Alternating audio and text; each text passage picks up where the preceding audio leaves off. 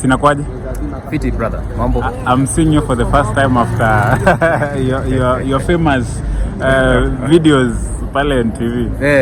Pole sana kwanza. It's okay. Niko vizuri sasa. So what can you say about today's protest?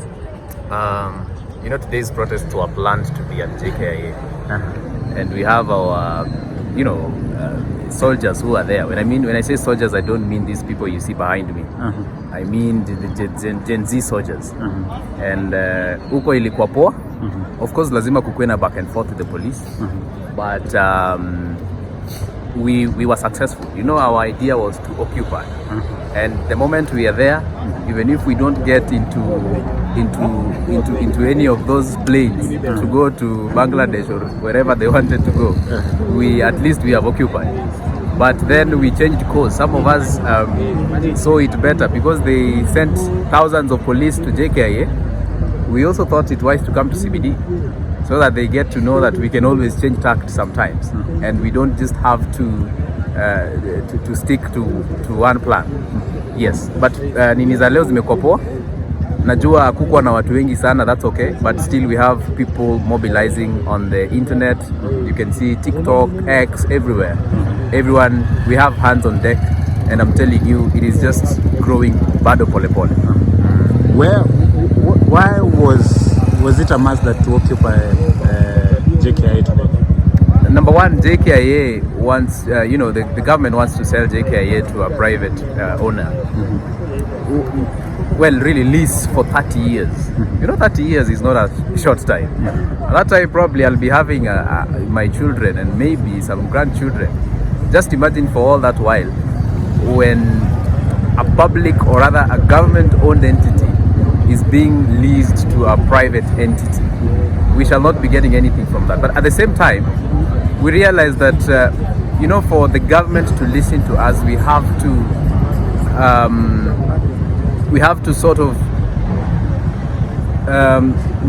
to get on their neck. And getting on their neck could mean occupying CBD, or sometimes occupying very critical places. And one of the critical places that we thought is JKIA. I think it is just in order that we did that for the international community to also be very, very serious with what we are doing. Some of these people think that we are just joking. We are not joking around. We are actually against impunity. We are against opulence by the government, employees. We are against corruption. We are against manifest disregard of the Constitution. We are against all those vices. And that is why for us to go to JKIA, it will send a shock, and it will send a stronger message to the international community that, look, we are serious. And your people are planning to come here, we can actually derail those activities. Yeah. And I perhaps I want to take you to 2 days ago. And just to try to ask you, what do you think about the comments that the president made when he was in Bomet? Covered in just a line, I would say those are kicks or last kicks of a dying horse. This is a tired man. This is a man who has sensed defeat, and he's trying to use any tactic. All right? He's trying to use any tactic to keep the Gen Zs and to keep the people of Kenya away from the streets. And those tactics, probably whoever is advising him has thought that they would rather resort to intimidation. That is not going to work. And today's protests were, we saw vijana wa bodaboda wakikuja town, and one of the things they were doing, walikuwa wanaibia vijana, walikuwa wanaibia watu generally, not vijana generally in town, mpaka wengine wakapatikana hapa, pikipiki zikachomwa. I mean, whoever that sent them, what message can you tell them? I would like to tell them this. This fight is not against the government. This fight is against bad leadership. This fight is against manifest corruption. This fight is against manifest disregard of the Constitution. This fight is against opulence by the members of the parliament and the cabinet secretaries. This fight is against abductions, illegalities. This fight is against all those vices that are being undertaken and perpetrated by government agencies and government individuals working in government. These people, the next time they will come for you. You will be in a position that we are in right now, and they will come for you. Who will protect you? Right now, you are sending goons to come and hijack, peaceful protests. You are sending goons to come and, make us seen to be very radical and very brutal people. That is not who we are. Please get yourself in order. Join the movement, because you will not win against the movement. You will not win against Kenyans. Kenyans will definitely win. And if you know you cannot win, then you'd rather join us. Yes. And maybe lastly, we've seen police try to fight against journalists. Yes. From your take and as a wakili, what comes to your mind? It is very painful that, and probably what I've just seen a few moments ago, the police, roughing up journalists, harassing journalists. It is very unfortunate in this time and era.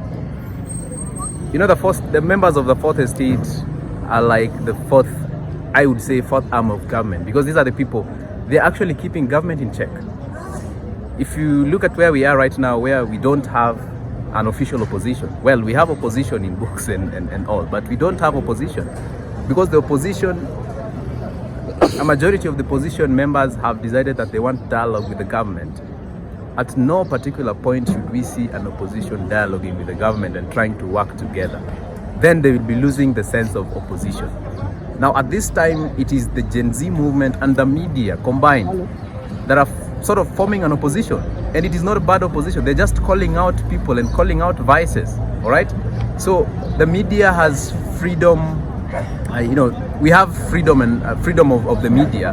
And the media individuals are accorded their rights under the Constitution of Kenya 2010, that they can capture anything and everything for the sake of information to the general public. That is guaranteed. So if we have something as serious as protests happening within the CBD, within Nairobi CBD, and a few individuals, a clique of individuals wearing Django green and some other funny stuff, trying to rough up people who are trying to show us what is happening, it is very unfortunate. And should we be able to identify some, then they should be legally liable. They should be legally culpable. They should be taken as individuals and not as groups of people, because these guys are actually hiding under their groups. Otherwise, some of them, they can't speak for themselves. Some of them are covering their heads. Some of them are in masks and headgears because they don't want to be seen. All right?